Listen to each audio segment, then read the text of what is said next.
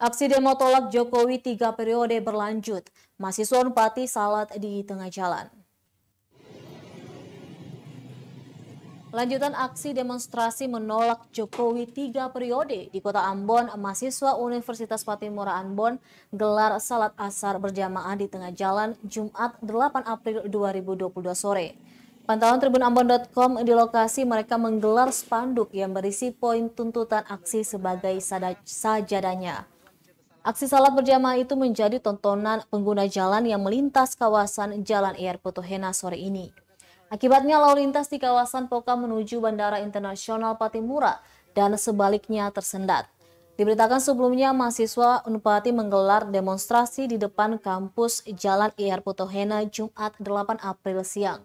Pantauan tribunambon.com di lokasi puluhan mahasiswa Unpati tersebut tengah mendudukan ruas jalan sejak pukul 3 sore.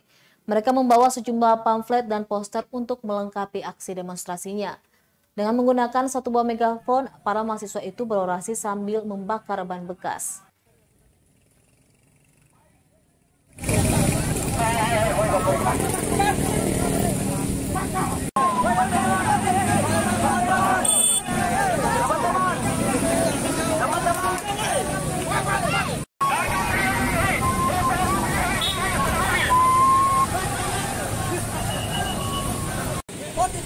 Oke kawan-kawan, saya minta kita tetap dalam barisan kita kawan-kawan.